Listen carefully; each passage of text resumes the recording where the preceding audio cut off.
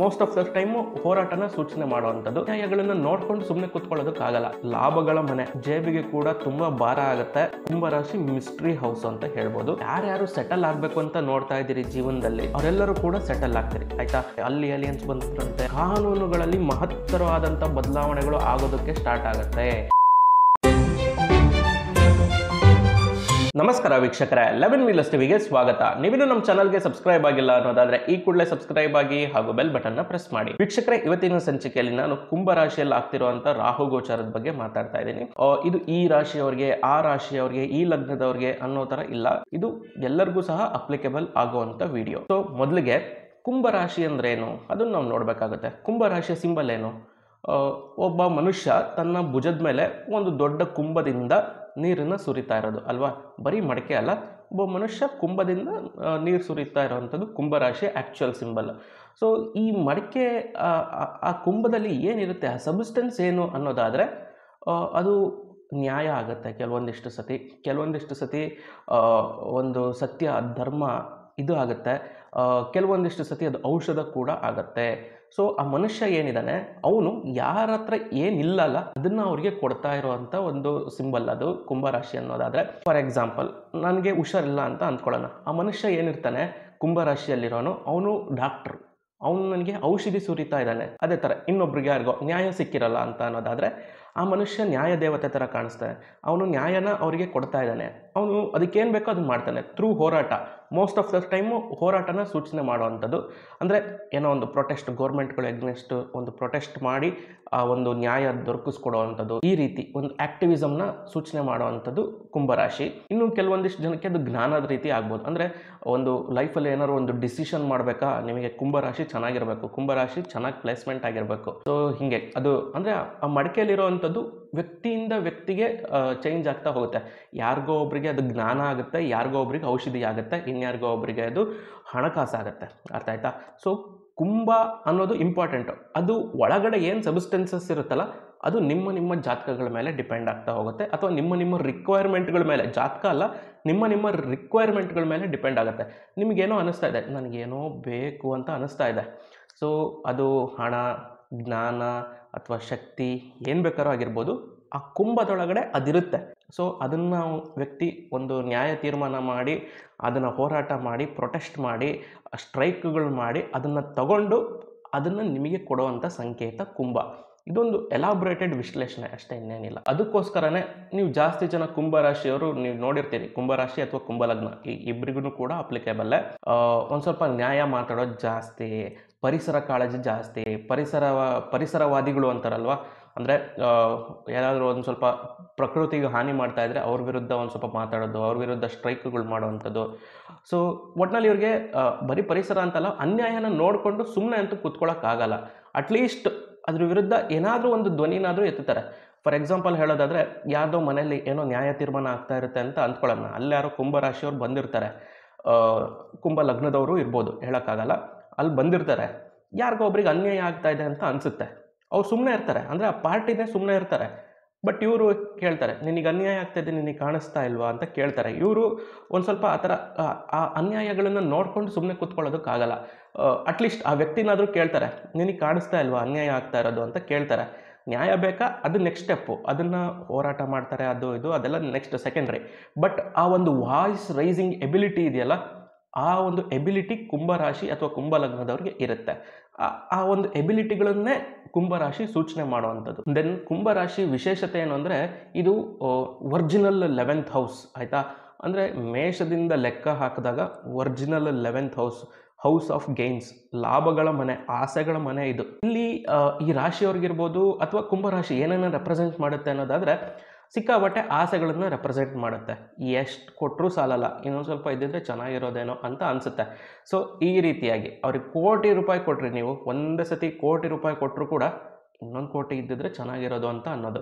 1,00,000 ಕೋಟಿ ಕೊಟ್ಟರು ಇನ್ನೊಂದೆರಡು ಕೋಟಿ ಇದ್ದಿದ್ರೆ ಚೆನ್ನಾಗಿರೋದು ಅಂತ ಅನ್ನೋ ಥರ ಆ ಒಂಥರ ಕಂಟಿನ್ಯೂಸ್ ಆಗಿ ಆಸೆಗಳನ್ನು ಕೊಡೋವಂಥ ಮನೆ ಅದು ಕುಂಭರಾಶಿ. ಸೊ ಈ ರಾಶಿ ರೆಪ್ರೆಸೆಂಟ್ ಮಾಡೋದು ಆಸೆಗಳನ್ನು ಕೂಡ ರೆಪ್ರೆಸೆಂಟ್ ಮಾಡುತ್ತೆ.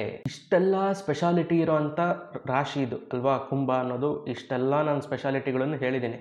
ಇಂಥ ಕಡೆ ರಾಹು ಬರ್ತಾ ಇದೆ. ರಾಹು ಅಂದರೆ ಏನು? ರಾಹು ಅಂದ್ರೇ ಆಸೆ, ಕುಂಭರಾಶಿ ಅಂದ್ರೂ ಆಸೆ, ರಾಹು ಅಂದರೆ ಕೂಡ ಆಸೆ. ಸೊ ರಾಹು ಅಂದರೆ ಒಂದು ಸ್ವಲ್ಪ ಆಸೆ ಪಡುವಂಥ ವ್ಯಕ್ತಿತ್ವ, ಜೊತೆಗೆ ಅನ್ವೇಷಣೆ ಮಾಡೋಂಥದ್ದು. Is A scientist. ಯಾರಾದರೂ ಒಬ್ರು ಏನಾದ್ರು ಕಂಡುಹಿಡಿತಾ ಇದ್ದಾರೆ ಅನ್ನೋದಾದರೆ ಅಲ್ಲಿ ರಾಹು ತುಂಬ ಚೆನ್ನಾಗಿರ್ಬೇಕಾಗತ್ತೆ. ಯಾರಾದರೂ ಏನಾದ್ರು ಹುಡುಕ್ತಾ ಇದ್ದಾರೆ, ಡಿಟೆಕ್ಟಿವ್ ಅಂದರೆ ರಾಹು ಚೆನ್ನಾಗಿರಲೇಬೇಕಾಗತ್ತೆ. ಸೊ ಅಂದರೆ ರಾಹು ಈಸ್ ಎ ಸೈಂಟಿಸ್ಟ್, ಅವ್ನು ಡಿಟೆಕ್ಟಿವ್. ಹುಡ್ಕೋದು, ಕೆತ್ಕೋದು, ಹೊಸದು ಕಂಡುಹಿಡಿಯೋದು, ಏನೋ ಒಂಥರ ಹೊಸದನ್ನೆಲ್ಲ ಅನ್ವೇಷಣೆ ಮಾಡುವಂಥದ್ದು ರಾಹು ವ್ಯಕ್ತಿತ್ವ, ರಾಹು ಕ್ಯಾರೆಕ್ಟರ್, ಸೈಂಟಿಸ್ಟ್ ರಾಹು. ಇಲ್ಲಿ ಆಸೆ ಅನ್ವೇಷಣೆ ಹೌದು, ಇಲ್ಲ ಅಂತ ಅಲ್ಲ. ಆಸೆ ಇದ್ದಿದ್ದ ಕಡೆ ಒಂದು ಅಸಮಾಧಾನ ಕೂಡ ಇರುತ್ತೆ. ಅಂದರೆ ಇವಾಗ ಹೇಳಿದ್ನಲ್ವ, ಆಗಲೇ ಕೊಟ್ಟನಲ್ವ ಎಕ್ಸಾಂಪಲ್, ಅದೇ ಎಕ್ಸಾಂಪಲ್ ಎಲ್ಲೂ ಕೊಡಬೇಕಾಗತ್ತೆ. 1 ಕೋಟಿ ಇರುತ್ತೆ, ಇನ್ನೊಂದು ಕೋಟಿ ಇಲ್ವಲ್ಲ ಅನ್ನೋದು ಒಂದು ಅಸಮಾಧಾನ. 1,00,000 ಕೋಟಿ ಇರುತ್ತೆ ಅಂದ್ಕೊಳ್ಳೋಣ, ಸೊ ಇನ್ನೊಂದೆರಡು ಕೋಟಿ ಇರ್ಬೋದಿತ್ತಲ್ವ ಅನ್ನೋ ಒಂದು ಅಸಮಾಧಾನ. ಎಷ್ಟಿದ್ರೂ ಕೂಡ ಅಸಮಾಧಾನನ ಇರುವಂಥ ಒಂದು ವ್ಯಕ್ತಿತ್ವ ರಾಹುಗೆ. ಸೊ ಇಂಥ ಗ್ರಹ ಇಂಥ ರಾಶಿಗೆ ಬಂದಾಗ ಏನಾಗುತ್ತೆ, ಇಂಟ್ರೆಸ್ಟಿಂಗ್ ಅಲ್ವಾ? ಸೊ ಜಾಸ್ತಿ ಟೈಮ್ ವೇಸ್ಟ್ ಮಾಡೋದಲ್ಲೇ ವಿಷಯಕ್ಕೆ ಬರೋದಾದರೆ, ಮೊದಲಿಗೆ ಜನಗಳು ಸಿಕ್ಕಾಬಟ್ಟೆ ಬೇರೆ ಬೇರೆ ಥರ ಆಸೆಗಳ ಹಿಂದೆ ಓಡೋದಕ್ಕೆ ಸ್ಟಾರ್ಟ್ ಮಾಡ್ತಾರೆ. ನನಗಿದು ಬೇಕು, ಅದು ಬೇಕು, ನನಗೆ ಇದನ್ನು ಮಾಡಿಬಿಡ್ಬೇಕು, ಇದನ್ನು ಹಂಗಾಗ್ಬಿಡ್ಬೇಕು, ಇದು ಹಿಂಗಾಗ್ಬಿಡ್ಬೇಕು ಅನ್ನೋ ಥರ ಆಸೆಗಳಿಂದ ನಾನೇನೋ ಈ ವರ್ಷ ಇಷ್ಟು ದುಡಿಲೇಬೇಕು, ನನಗೆ ಈ ವರ್ಷ ಈ ಕೆಲಸ ಸಿಗಲೇಬೇಕು, ಇದೆಲ್ಲ ಆಸೆಗಳೆಲ್ಲ ಇರುತ್ತಲ್ವ, ಆ ಆಸೆಗಳಿಂದ ಓಡೋದಕ್ಕೆ ಸ್ಟಾರ್ಟ್ ಮಾಡ್ತಾರೆ. ನಾನು ಆಗಲೇ ಹೇಳಿದಾಗೆ ಆಸೆ ಇದ್ದಿದ್ದ ಕಡೆ ಒಂದು ಅಸಮಾಧಾನ ಕೂಡ ಇರುತ್ತೆ ಅಲ್ವಾ? ಸೊ ಫಾರ್ ಎಕ್ಸಾಂಪಲ್, ನಾನು ನಿಮಗೊಂದು ಎಕ್ಸಾಂಪಲ್ ಕೊಡೋದಾದರೆ, ಯಾರೋ ಒಬ್ಬರು ನಾನು ಈ ವರ್ಷ 50 ಲಕ್ಷ ಮಾಡ್ತೀನಿ ಅಂತ ಅಂದ್ಕೊತಾರೆ. ಸೊ 50 ಲಕ್ಷ ಮಾಡೋದಕ್ಕೆ ಏನೇನು ಬೇಕು ಎಲ್ಲ ಥರ ಪ್ರಿಪ್ರೇಷನ್ ಮಾಡ್ತಾರೆ, ಚೆನ್ನಾಗಿ ದುಡಿತಾ ಇರ್ತಾರೆ. ಈ ವರ್ಷ 50 ಲಕ್ಷ ಮುಟ್ಟೇ ಬಿಡ್ತೀನಿ ಅಂತ ಅಂದ್ಕೊತಾರೆ. ಮುಟ್ಟೋದಕ್ಕಾಗಲ್ಲ, ಮುಟ್ಟಲೂಬಾರ್ದು ಕೂಡ ಹೌದು. ಯಾಕೆಂದರೆ ರಾಹು ಇದ್ದಾಗ ಅದು ಪೂರ್ತಿ ಪ್ರಮಾಣದಲ್ಲಿ ಫಲಗಳನ್ನು ಕೊಡೋದಕ್ಕೆ ಸಾಧ್ಯ ಇಲ್ಲ. ಅವ್ರು ಹೋಗ್ತಾರೆ, ಒಂದು 40 ಲಕ್ಷಕ್ಕೆ ನಿಂತ್ಕೊಂಡ್ಬಿಡ್ತಾರೆ, ಒಂದು 35 ಲಕ್ಷಕ್ಕೆ ನಿಂತ್ಕೊಂಡ್ಬಿಡ್ತಾರೆ. ಸೊ ಅಲ್ಲಿ ಒಂದು ಅಸಮಾಧಾನ ಕ್ರಿಯೇಟ್ ಆಗೋದಕ್ಕೆ ಸ್ಟಾರ್ಟ್ ಆಗುತ್ತೆ. ಎಲ್ಲ ಚೆನ್ನಾಗಿ ಮಾಡಿ ಏನಕ್ಕೆ ಇದಾಗಿಲ್ಲ ಅನ್ನೋದೊಂದು ಅಸಮಾಧಾನ. ಒಂದು 50 ಲಕ್ಷ ದುಡಿತಾ ಇದ್ದಾರೆ ಅಂತ ಅಂದಾಗ ಆ ಅಸಮಾಧಾನಗಳು ಕೂಡ ಅಷ್ಟೇ ಪ್ರಮಾಣದಲ್ಲಿ ಇರುತ್ತೆ. ಮತ್ತು ಇನ್ನೊಂದು ಹೇಳಬೇಕು ಅನ್ನೋದಾದರೆ, ಶೇರ್ ಮಾರ್ಕೆಟಲ್ಲಿ ಸುಮ್ಮನೆ ದುಡ್ಡು ಮಾಡಬೇಕು ಅಂತ ಹೋಗ್ತಾರೆ ಬ್ಲೈಂಡಾಗೆ.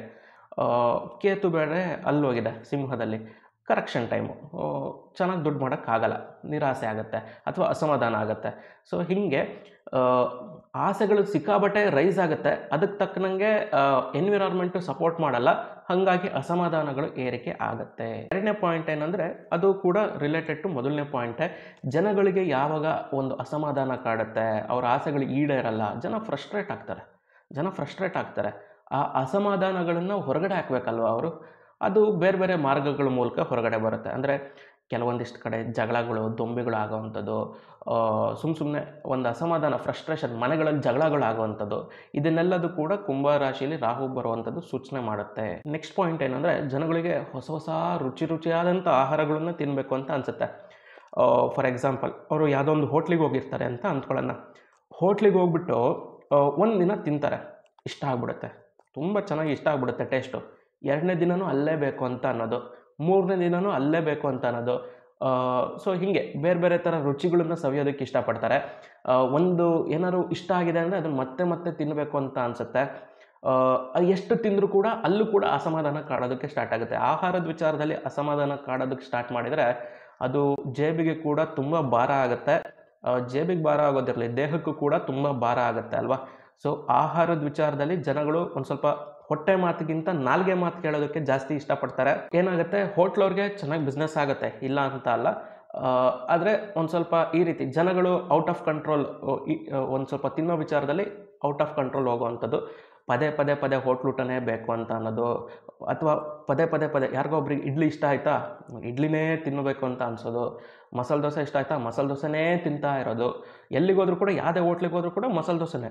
ಸೊ ಹೀಗೆ, ಅಥವಾ ಒಂದೇ ಹೋಟ್ಲಲ್ಲಿ ಪದೇ ಹೋಗೋದು, ಮತ್ತೆ ಮಸಾಲೆ ದೋಸೆನೇ ತಿನ್ನೋದು. ಹೋಟ್ಲವ್ರಿಗೆ ಬೇಜಾರಾಗ್ಬಿಡ್ಬೇಕು ಅತ್ಲಾಗೆ. ಹೋಟ್ಲವ್ರಿಗೆ ಏನು ಬೇಜಾರಾಗಲ್ಲ, ಬಟ್ ಸ್ಟಿಲ್ ಮಾತಿಗೆ ಹೇಳಿದೆ ಅಷ್ಟೇ. ಈ ರೀತಿಯಾಗಿ ಆಗುವಂಥದ್ದು. ಇದೆಲ್ಲ ತಿಂದರೂ ಕೂಡ ಜನಗಳಿಗೆ ಸಂತೃಪ್ತಿ ಇರೋದಿಲ್ಲ.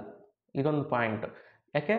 ಆಸೆ, ಅಸಮಾಧಾನ ಎರಡೂ ಕೂಡ ಒಂದೇ ಪದ, ಅಂದರೆ ನನಗೇನೋ ಒಂದೇ ಪದದ ಥರ ಕೇಳುತ್ತೆ ಆಸೆ, ಅಸಮಾಧಾನ ಅನ್ನೋದು. ಆಸೆ ಇದ್ದಿದ್ದ ಕಡೆ ಅಸಮಾಧಾನ ಇರುತ್ತೆ. Same here also. ಇದು ಫುಡ್ಗೆ ಕೂಡ ಅಪ್ಲಿಕೇಬಲ್ ಆಗುವಂಥ ಸಂದರ್ಭ ಇದು. ಫುಡ್ಡಿಗೆ ಯೂಶ್ವಲಿ ಅಪ್ಲಿಕೇಬಲ್ ಆಗಲ್ಲ. ಯಾರಿಗಾದ್ರೂ ಏನಾದರೂ ತಿಂದರೆ ಒಂದು ಸ್ವಲ್ಪ ತೃಪ್ತಿ ಆಗುತ್ತೆ, ಊಟದಲ್ಲಿ ತೃಪ್ತಿ ಕಾಣ್ಬೋದು. ಆದರೆ ಇಲ್ಲಿ ಜನಗಳಿಗೆ ಅದು ಸಂತೃಪ್ತಿ ಸಿಗೋದಿಲ್ಲ. ಅವರು ನಾಲ್ಗೆ ಟೇಸ್ಟಿಗೋಸ್ಕರ ತಿಂತಾ ಇರ್ತಾರೆ. ಹಾಗಾಗಿ ಅವ್ರಿಗೆ ಎಷ್ಟು ತಿಂದರೂ ಕೂಡ ಆ ಮೂಮೆಂಟಿಗೆ ಹೊಟ್ಟೆ ತುಂಬುತ್ತೆ, ಆ ಮೂಮೆಂಟಿಗೆ ಸಾಕು ಅಂತಾರೆ. ಮಾರನೇ ದಿನ ಮತ್ತೆ ಅದೇ ಬೇಕು ಅಂತಾರೆ. ಈ ರೀತಿಯಾಗಿ ಸಂತೃಪ್ತಿ ಇರೋದಿಲ್ಲ. ನೆಕ್ಸ್ಟ್ ಪಾಯಿಂಟು ಅಂದರೆ ಯೂಶಲಿ ಕುಂಭರಾಶಿನ ಪ್ರಿಡಿಕ್ಟ್ ಮಾಡೋದು ಅಷ್ಟು ಈಸಿ ಇಲ್ಲ, ಆಯಿತಾ. ಕುಂಭರಾಶಿ ಮತ್ತು ವೃಶ್ಚಿಕ ರಾಶಿಗಳು ಏನಿದೆ ಅವು ಅನ್ಪ್ರಿಡಿಕ್ಟಬಲ್ ಹೌಸ್ಗಳು. ಅಲ್ಲಿ ಯಾರು ಏನಾಗತ್ತೆ ಅಂತ ಅಂದ್ಕೊತಾರೆ, ಅದು ಬಿಟ್ಟು ಇನ್ನು ಮಿಕ್ಕಿದ್ದೆಲ್ಲ ಆಗುವಂಥ ರಾಶಿಗಳು. ಸೊ ಇವೆರಡು ಭಾಳ ಮಿಸ್ಟ್ರಿ ಹೌಸ್ಗಳು ಅಂತಲೇ ಹೇಳಿದ್ರೆ ತಪ್ಪಿಲ್ಲ. ಹೌಸ್ ಆಫ್ ಸರ್ಪ್ರೈಸ್ಗಳು. ಒಂದು ನೋಡಿದರೆ ಒರಿಜಿನಲ್ 8th ಹೌಸು, ಇನ್ನೊಂದು ನೋಡಿದರೆ ಒರಿಜಿನಲ್ 11th ಹೌಸು. ಆದರೂ ಕೂಡ ಕುಂಭರಾಶಿ ಮಿಸ್ಟ್ರಿ ಹೌಸ್ ಅಂತ ಹೇಳ್ಬೋದು. ಅದು ಅಷ್ಟು ಸುಲಭವಾಗಿ ಗುಟ್ಟುಗಳನ್ನು ಬಿಟ್ಕೊಡೋದಿಲ್ಲ. ನೀವೇ ಯೋಚನೆ ಮಾಡಿ, ಆ ಕುಂಭರಾಶಿ ಸಿಂಬಲ್ನ ನಾವು ಎಕ್ಸ್ಪ್ಲೈನ್ ಮಾಡ್ತಾ ಇರ್ಬೇಕಾದ್ರೆ ಆ ವ್ಯಕ್ತಿ ಹಿಡ್ಕೊಂಡಿರೋ ಮಡಕೆಯಲ್ಲಿರೋಂಥ ಸಬ್ಸ್ಟೆನ್ಸ್ ಏನಿದೆ, ಆ ನೀರೇನಿದೆ, ಅದು ಒಬ್ಬೊಬ್ಬ ವ್ಯಕ್ತಿಗೆ ಕೂಡ ಅದು ಡಿಫ್ರೆಂಟ್ ಆಗ್ತಾ ಬಂತಲ್ವಾ. ಸೊ ಹೀಗಿರ್ಬೇಕಾದ್ರೆ ಕೆಲವೊಂದಿಷ್ಟು ಸತಿ ಆ ಮಡಕೆಯಲ್ಲಿ ವಿಷ ಕೂಡ ಇರ್ಬೋದು, ಇಲ್ಲ ಅಂತ ಅಲ್ಲ. ಸೊ ಈ ರೀತಿಯಾಗಿ ಅನ್ಪ್ರಿಡಿಕ್ಟೇಬಲ್, ಅದು ಯಾವಾಗಲೂ ಕೂಡ ಗಿಫ್ಟ್ಗಳು, ಸರ್ಪ್ರೈಸ್ಗಳನ್ನು ಕೊಡೋವಂಥ ರಾಶಿ. ಅದನ್ನು ಓಪನ್ ಮಾಡಿ ಅದರೊಳಗಡೆ ಏನಿದೆ ಅಂತ ನೋಡೋ ತನಕ ಜನಗಳಿಗೂ ಸಮಾಧಾನ ಇರಲ್ಲ.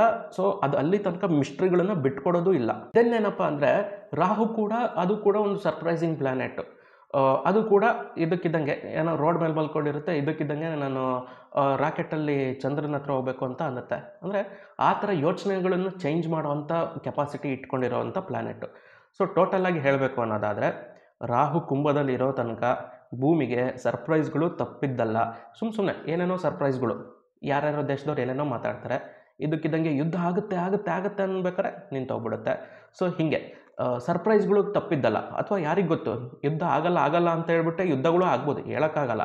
ಸೊ ಸರ್ಪ್ರೈಸ್ ಎಲಿಮೆಂಟ್ಗಳಿಗಂತೂ ಕಮ್ಮಿ ಇಲ್ಲವೇ ಇಲ್ಲ ನೆಕ್ಸ್ಟ್ 18 ತಿಂಗಳುಗಳು, ಅಂದರೆ ಟ್ರಾನ್ಸಿಟ್ ಆದಮೇಲೆ. ನೆಕ್ಸ್ಟ್ ಪಾಯಿಂಟ್ ಏನಂದರೆ, ಕಳೆದ 18 ವರ್ಷಗಳಲ್ಲಿ ನೀವು ಮಾಡಿದಂಥ ಪಾಪ ಪುಣ್ಯ ಕರ್ಮಗಳೇನಿರುತ್ತೆ ಅದು ನೆಕ್ಸ್ಟ್ 18 ತಿಂಗಳುಗಳಲ್ಲಿ ಎಕ್ಸಿಕ್ಯೂಟ್ ಆಗುತ್ತೆ. ಅಂದರೆ ನೀವೇನೋ ಪಾಪ ಪುಣ್ಯ ಏನೇನೋ ಮಾಡಿರ್ತೀರಿ ಅಲ್ವಾ.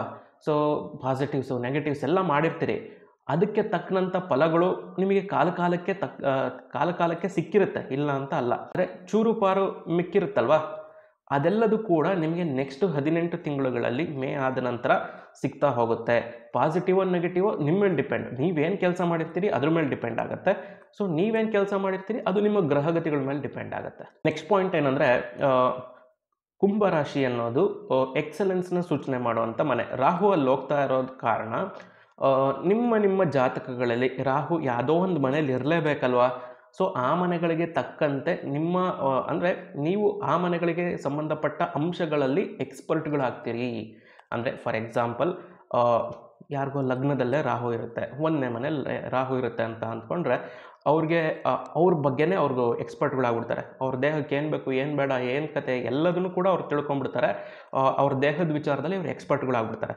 ಇನ್ನೊಂದು 10ನೇ ಮನೇಲಿರುತ್ತೆ ಅಂತ ಅಂದ್ಕೊಳ್ಳೋಣ, ಅವರ ಕೆಲಸದ ವಿಚಾರಗಳಿಗೆ ಸಂಬಂಧಪಟ್ಟಂತೆ ಅವ್ರು ಎಕ್ಸ್ಪರ್ಟ್ಗಳಾಗ್ಬಿಡ್ತಾರೆ. ಸೊ ಒಟ್ಟಿನಲ್ಲಿ ಹೇಳಬೇಕು ಅನ್ನೋದಾದರೆ, ರಾಹು ನಿಮ್ಮ ಜಾತಕದಲ್ಲಿ ಎಲ್ಲಿರುತ್ತಲ್ವ ಆ ಮನೆಗೆ ತಕ್ಕಂತೆ ನೀವು ಎಕ್ಸ್ಪರ್ಟ್ಗಳಾಗ್ಬಿಡ್ತೀರಿ. ಇವಾಗ ಯಾರಿಗೊಬ್ರಿಗೆ 6ನೇ ಮನೇಲಿತ್ತ ಹಣಕಾಸಿನ ವಿಚಾರಗಳಲ್ಲಿ ಎಕ್ಸ್ಪರ್ಟ್ಗಳಾಗುವಂಥದ್ದು, 2ನೇ ಮನೆಯಲ್ಲಿತ್ತ ಸೇವಿಂಗ್ಸ್ಗಳ ವಿಚಾರದಲ್ಲಿ, ಇನ್ವೆಸ್ಟ್ಮೆಂಟ್ಗಳ ವಿಚಾರದಲ್ಲಿ ಎಕ್ಸ್ಪರ್ಟ್ಗಳಾಗುವಂಥದ್ದು, ಹೀಗೆ ಬೇರೆ ಬೇರೆ ಅಂಶಗಳಿಗೆ ಬೇರೆ ರೀತಿಯಾದಂಥ ಎಕ್ಸ್ಪರ್ಟೀಸ್ನ ನೀವು ಗಳಿಸ್ತಾ ಹೋಗ್ತೀರಿ. ಯಾಕೆ ಹಿಂಗಾಗುತ್ತೆ ಅನ್ನೋದಾದರೆ, ನಾನು ಆಗಲೇ ಹೇಳ್ದಂಗೆ ರಾಹು ನಿಮ್ಮ ಜಾತಕದಲ್ಲಿ ಎಲ್ಲಿರುತ್ತೆ ನೋಡಿ, ಅದು ನಿಮ್ಮ ಆಸೆಗಳನ್ನು ಸೂಚನೆ ಮಾಡುತ್ತೆ, ಆಯಿತಾ. ಸೊ ಅಲ್ಲಿ ಆಸೆಗಳಿರುತ್ತೆ, ನಿಮಗೆ ಅದೆಷ್ಟು ಸಿಕ್ಕಿದ್ರೂ ಕೂಡ ಇನ್ನೊಂದು ಸ್ವಲ್ಪ ಬೇಕು ಅಂತ ಅನಿಸುತ್ತೆ. ಹಾಗಾಗಿ ಅದನ್ನು ಜಾಸ್ತಿ ಗಳಿಸೋದಕ್ಕೋಸ್ಕರ ನೀವೇನು ಮಾಡ್ತೀರಿ, ಆ ಒಂದು ಅಂಶನ ಜಾಸ್ತಿ ಅಧ್ಯಯನ ಮಾಡೋದಕ್ಕೆ ಸ್ಟಾರ್ಟ್ ಮಾಡ್ತೀರಿ. ಹೌದು, ಅಧ್ಯಯನ ನೀವೇ ಮಾಡೋದು, ಅದೇನು ಆಕಾಶದಿಂದ ನಿಮ್ಮ ತಲೆಯಲ್ಲಿ ಬಂದು ಕುತ್ಕೊಳ್ಳಲ್ಲ. ಆ ಅಧ್ಯಯನಗಳನ್ನು ನೀವೇ ಮಾಡ್ತೀರಿ, ಅದಕ್ಕೋಸ್ಕರನೇ ನೀವು ಎಕ್ಸ್ಪರ್ಟ್ಗಳಾಗ್ತೀರಿ, ಆಯಿತಾ. ಬಟ್ ಆ ಅಧ್ಯಯನಕ್ಕೆ ಒಂದು ಟ್ರಿಗರಿಂಗ್ ಪಾಯಿಂಟ್ ಬೇಕಲ್ವಾ. ಆ ಟ್ರಿಗರ್ ಮಾಡೋದು ರಾಹು ಒಳಗಡೆ ಕುತ್ಕೊಂಡು ಟ್ರಿಗರ್ ಮಾಡ್ತಾ ಇರುತ್ತೆ. ಇದನ್ನ ಒಂದು ಸ್ವಲ್ಪ ಕಲಿಬೇಕಿತ್ತು, ಇದನ್ನ ಇನ್ನೊಂಚೂರು ಕಲಿಬೇಕಿತ್ತು, ಈ ವಿಚಾರದಲ್ಲಿ ಇನ್ನೊಂಚೂರು ಸ್ಟಡಿ ಮಾಡಬೇಕಿತ್ತು, ಇದನ್ನ ಇನ್ನೊಂದು ಸ್ವಲ್ಪ ಎಕ್ಸ್ಪೆರಿಮೆಂಟ್ ಮಾಡಬೇಕಿತ್ತು, ಅಥವಾ ಇದನ್ನು ಇನ್ನೊಂದು ಸ್ವಲ್ಪ ತಿನ್ನಬೇಕಿತ್ತು. ಈ ರೀತಿಯಾಗಿ ಒಂಥರ ನಿಮಗೆ ಕಾಡ್ತಾ ಇರುತ್ತೆ ಒಳಗಡೆಯಿಂದ. ಅದಕ್ಕೋಸ್ಕರನೇ ನೀವು ಅಧ್ಯಯನ ಮಾಡೋದಕ್ಕೆ ಸ್ಟಾರ್ಟ್ ಮಾಡ್ತೀರಿ. ನೆಕ್ಸ್ಟ್ ಪಾಯಿಂಟ್ ಏನಂದರೆ, ಎಕ್ಸ್ಕ್ಲೂಸಿವ್ಲಿ ಫಾರ್ ಕುಂಭರಾಶಿ ಕುಂಭಲಗ್ನ, ಈ ಎರಡೂ ಅಂದರೆ ರಾಶಿ ವೈಸು ಕೂಡ ಅಪ್ಲಿಕೇಬಲ್ ಆಗುತ್ತೆ, ಲಗ್ನದ ವೈಸು ಕೂಡ ಅಪ್ಲಿಕೇಬಲ್ ಆಗುವಂಥದ್ದು. ಏನು ಅನ್ನೋದಾದರೆ, ನಿದ್ದೆನ ತುಂಬ ಮಿಸ್ ಮಾಡ್ಕೊತೀರಿ, ಆಯಿತಾ. ಇರ್ರೆಸ್ಪೆಕ್ಟಿವ್ ಆಫ್ ನೀವೇನು ಕೆಲಸ ಮಾಡ್ತಾಯಿದ್ದೀರಿ ಅದೆಲ್ಲ ಏನು ತೊಂದರೆ ಇಲ್ಲ, ನಿದ್ದೆನ ಮಿಸ್ ಮಾಡ್ಕೊತೀರಿ. ಅಂದರೆ ನೀವು ಪೂರ್ತಿ 10 ಅವರ್ ಮಲಗಿರ್ತೀರಿ ಅಂತ ಅಂದ್ಕೊಳ್ಳೋಣ. ಬಟ್ ಎದ್ರೂ ಕೂಡ ಇನ್ನೊಂದು ಸ್ವಲ್ಪ ನಿದ್ದೆ ಮಾಡಬೇಕಿತ್ತು ಅಂತ ಅನ್ಸೋದು. ಏನೋ ಒಂಥರ ತಲೆನೋವು ಬರ್ತಾ ಇದೆ, ಇನ್ನೊಂದು ಸ್ವಲ್ಪ ನಿದ್ದೆ ಮಾಡಬೇಕು. ಈ ರೀತಿಯಾಗಿ ಅಂದರೆ ನಿಮಗೆ ಪೂರ್ತಿ ನಿದ್ದೆ ಮಾಡಿದರೂ ಕೂಡ ನಿದ್ದೆನ ಮಿಸ್ ಮಾಡ್ಕೊತೀರಿ, ಆಯಿತಾ. ನೆಕ್ಸ್ಟ್ ಪಾಯಿಂಟ್ ಏನಂದರೆ, ಇದು ಜನರಲ್ ಆಗಿ ಎಲ್ಲರಿಗೂ ಕೂಡ ಅಪ್ಲಿಕೇಬಲ್ ಆಗುವಂಥದ್ದು. ರಾಹು ನಿಮ್ಮ ಜಾತಕದಲ್ಲಿ ಎಲ್ಲಿ ಪ್ಲೇಸ್ ಆಗಿರುತ್ತೆ ನೋಡಿ, ಆ ವಿಚಾರಕ್ಕೆ ಸಂಬಂಧಪಟ್ಟಂಗೆ ಅದು ನಿಮ್ಮ ನಿದ್ದೆ ಕೆಡಿಸುತ್ತೆ. ಈ ಪಾಯಿಂಟ್ಗೂ ಹಿಂದ್ಗಡೆ ಪಾಯಿಂಟ್ಗೂ ಕೂಡ ನೀವು ಲಿಂಕ್ ಮಾಡ್ಕೋಬೋದು. ಆ ಒಂದು ಅಂದರೆ ಆ ಒಂದು ಅಂಶ ನಿಮ್ಮ ನಿದ್ದೆಗೆಡಿಸುತ್ತೆ. ಸೊ ಆ ನಿದ್ದೆಗೆಟ್ಟಾಗ ಅದ್ರ ಮೇಲೆ ಅಧ್ಯಯನ ಮಾಡೋದಕ್ಕೆ ಸ್ಟಾರ್ಟ್ ಮಾಡ್ತೀರಿ. ಸೊ ನೀವು ಎಕ್ಸ್ಪರ್ಟ್ಗಳು ಆಗ್ತೀರಿ. ಸೊ ಲಿಂಕ್ ಮಾಡ್ಕೋಬೋದು. ಆ ಒಂದು ಅಂಶಗಳು ನಿಮ್ಮನ್ನು ನಿದ್ದೆಗೆಡಿಸೋದಕ್ಕೆ ಸ್ಟಾರ್ಟ್ ಮಾಡುತ್ತೆ. ಇನ್ನು ಮುಂದಿನ ಪಾಯಿಂಟು ಏನು ಅನ್ನೋದಾದರೆ, ರಾಹು ಯಾವಾಗ ಕುಂಭಕ್ಕೆ ಬರುತ್ತೆ, ಅದು ಪಾಯಿಂಟ್ ಆಫ್ ಎವಲ್ಯೂಷನ್ ಅಂತ ಅಂತೀವಿ, ಆಯಿತಾ. ಅಲ್ಲಿ ಹೊಸ ರೀತಿಯಾದಂಥ ಅನ್ವೇಷಣೆಗಳಾಗುತ್ತೆ, ಹೊಸ ರೀತಿಯಾದಂಥ ಬದಲಾವಣೆಗಳಾಗುತ್ತೆ, ಹೊಸ ರೀತಿಯಾದಂಥ ಬೆಳವಣಿಗೆಗಳು ಆಗುತ್ತೆ. ಸೊ ಇಷ್ಟೆಲ್ಲ ಆದರೆ ಏನಾಗುತ್ತೆ ಅನ್ನೋದಾದರೆ, ಯಾರ್ಯಾರು ಸೆಟಲ್ ಆಗಬೇಕು ಅಂತ ನೋಡ್ತಾ ಇದ್ದೀರಿ ಜೀವನದಲ್ಲಿ, ಅವರೆಲ್ಲರೂ ಕೂಡ ಸೆಟಲ್ ಆಗ್ತೀರಿ, ಆಯಿತಾ. ಅಂದರೆ ಒಬ್ಬೊಬ್ಬರಿಗೂ ಕೂಡ ಒಂದೊಂದು ಡಿಫ್ರೆಂಟ್ ಪ್ರಾಸ್ಪೆಕ್ಟಿವಲ್ಲಿ ಸೆಟಲ್ ಅನ್ನೋದಿರುತ್ತೆ. ಯಾರಿಗೋ ಒಬ್ಬರಿಗೆ ಮಕ್ಕಳಾದರೆ ಸೆಟಲ್ ಅಂತ ಒಂದು ಭಾವನೆ ಇರುತ್ತೆ, ಸೊ ಅವರು ಮಕ್ಕಳಾಗುತ್ತೆ. ಸೊ ಇನ್ಯಾರಿಗೋ ದುಡ್ಡು ಮಾಡಿದರೆ ಸೆಟಲ್ ಅನ್ನೋದೊಂದು ಭಾವನೆ ಇರುತ್ತೆ, ಅವ್ರಿಗೆ ದುಡ್ಡು ಮಾಡ್ತಾರೆ. ಯಾರಿಗೋ ಒಬ್ಬರಿಗೆ ಒಂದು ಆಸ್ತಿ ಮಾಡಿದರೆ ಸೆಟಲ್ ಅನ್ನೋ ಒಂದು ಭಾವನೆ ಇರುತ್ತೆ, ಅವ್ರು ಆಸ್ತಿ ಮಾಡ್ತಾರೆ. ಇನ್ಯಾರಿಗೋ ಒಬ್ಬರಿಗೆ ಕಾರ್ ತೊಗೊಂಡ್ರೆ ಸೆಟಲ್ ಅನ್ನೋದೊಂದು ಭಾವನೆ ಇರುತ್ತೆ, ಅವ್ರು ಕಾರ್ ತೊಗೊತಾರೆ. ಸೊ ಯಾರಿಗೋ ಒಬ್ಬರಿಗೆ ಮದುವೆ ಆದರೆ ಸೆಟಲ್ ಅನ್ನೋ ಥರ ಇರುತ್ತೆ, ಅವ್ರು ಮದುವೆ ಆಗ್ತಾರೆ. ಸೊ ಇದು ಸ್ಪೆಸಿಫಿಕ್ಕಾಗಿ ಅಪ್ಲಿಕೇಬಲ್ ಆಗುವಂಥದ್ದು 25ರಿಂದ 30 ವರ್ಷದವ್ರಿಗೆ. ಇವಾಗ 12 ವರ್ಷದವರು ಮದುವೆ ಆಗಬೇಕು ಅಂತ ಆಸೆ ಪಟ್ಟರೆ ಅದಾಗೋ ವಿಚಾರನ ಅಲ್ಲ, ಆಗ್ಬೋದು, ಹೇಳೋಕ್ಕಾಗಲ್ಲ. ಬಟ್ ಕಾನೂನು ಪ್ರಕಾರ ಅದು ಅಸಾಧ್ಯವಾದಂಥ ವಿಚಾರ ಅಲ್ವಾ. ಬಟ್ ನಾನು ಹೇಳೋದು ಈ ರೀತಿ, ಆ ಏಜ್ಗೆ ತಕ್ಕಂತೆ ಅದನ್ನು ನಾವು ಗಮನ ಕೊಡಬೇಕಾಗತ್ತೆ, ನೋಡಬೇಕಾಗತ್ತೆ. ಸ್ಪೆಷಲಿ 25ರಿಂದ 30 ವರ್ಷದವ್ರಿಗೆ ಏನಿದಾರಲ್ಲ, ಅವ್ರಿಗೆ ಒಂದು ಸೆಟಲ್ ಆಗುವಂಥ ಒಂದು ಟೈಮು ಈ ನೆಕ್ಸ್ಟ್ 18 ತಿಂಗಳುಗಳು, ಆಯಿತಾ. 1.5 ವರ್ಷಗಳ ಕಾಲದಲ್ಲಿ ನೀವು ಒಂದು ಆಯ್ಕೆ ಮಾಡ್ಕೊತೀರಿ.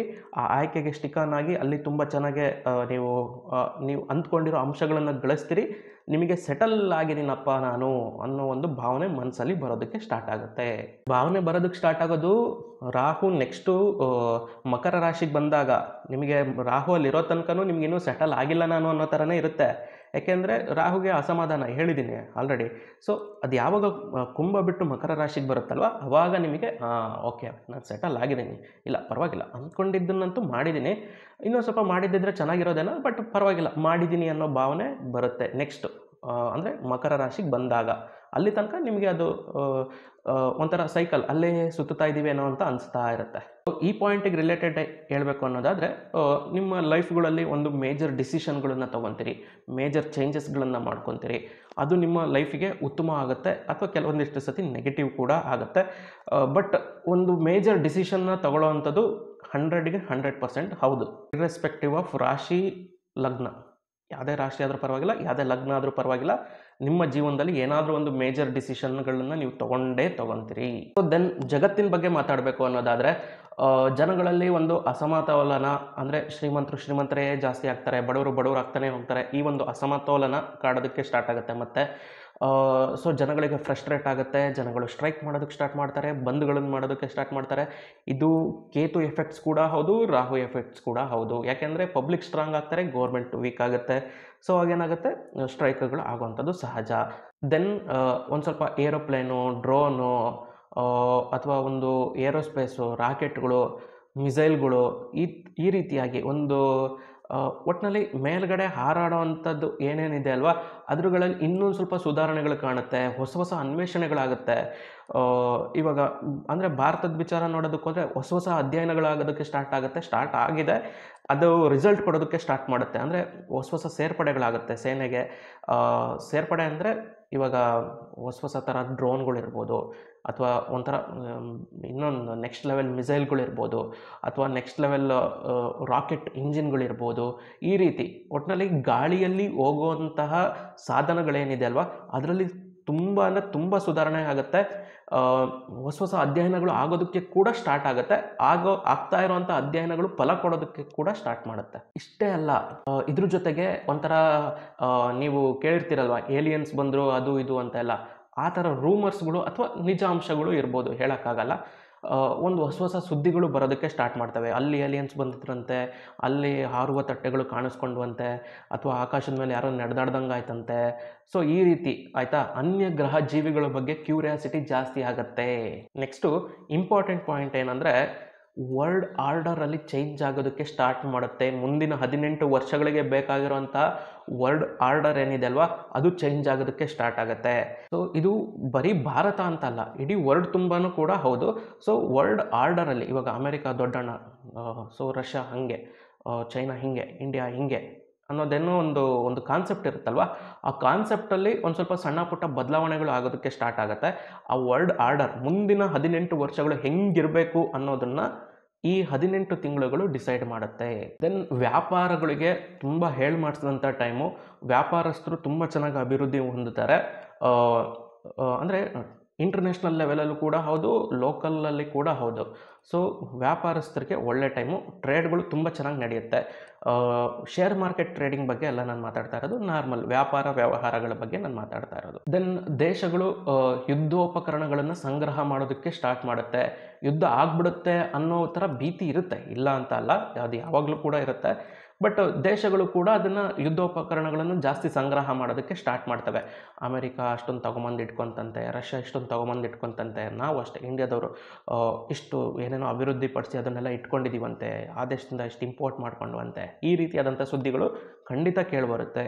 Next last point, but most important point ಏನಂದರೆ, ಸೋಷಲ್ ರಿಫಾರ್ಮಿಂಗ್ ಲಾಸ್ 100-200% ಬರುತ್ತೆ. ಅಂದರೆ ಕಾನೂನುಗಳಲ್ಲಿ ಮಹತ್ತರವಾದಂಥ ಬದಲಾವಣೆಗಳು ಆಗೋದಕ್ಕೆ ಸ್ಟಾರ್ಟ್ ಆಗುತ್ತೆ. ನಮ್ಮ ದೇಶದಲ್ಲಿ ಕೂಡ ಹೌದು, ಬೇರೆ ಬೇರೆ ದೇಶಗಳಲ್ಲಿ ಕೂಡ ಹೌದು, ಇಲ್ಲ ಅಂತ ಅಲ್ಲ. ಸೊ ಬೇರೆ ಬೇರೆ ರೀತಿಯಾದಂಥ ಕಾನೂನಿನಲ್ಲಿ ಬದಲಾವಣೆಗಳು ಆಗುತ್ತೆ. ನಮ್ಮ ದೇಶದಲ್ಲಂತೂ 100-200% ಆಗೇ ಆಗುತ್ತೆ. ಸೋಷಲ್ ರಿಫಾರ್ಮ್ಸ್ ಅಂತ ಅಂತೀವಿ, ಆಯಿತಾ. ಸೊ ಈ ರೀತಿಯಾದಂಥ ಸೋಷಲ್ ರಿಫಾರ್ಮ್ಸ್ಗಳು ಆಗೋದಕ್ಕೆ ಸ್ಟಾರ್ಟ್ ಆಗುತ್ತೆ. ಸೊ ಇದಿಷ್ಟು ಈ ಹೊತ್ತಿನ ವಿಶೇಷ. ನಾನು ಮುಂದಿನ ಸಂಚಿಕೆಯಲ್ಲಿ ಮತ್ತೊಂದಿಷ್ಟು ವಿಷಯಗಳ ಜೊತೆ ಬರ್ತೀನಿ. ಅಲ್ಲಿವರೆಗೂ ನೀವು ನಮ್ಮ ಚಾನಲ್ಗೆ ಸಬ್ಸ್ಕ್ರೈಬ್ ಆಗಿಲ್ಲ ಅನ್ನೋದಾದರೆ ಈ ಕೂಡಲೇ ಸಬ್ಸ್ಕ್ರೈಬ್ ಆಗಿ ಹಾಗೂ ಬೆಲ್ ಬಟನ್ನ ಪ್ರೆಸ್ ಮಾಡಿ. ನಮಸ್ಕಾರ, ಧನ್ಯವಾದ.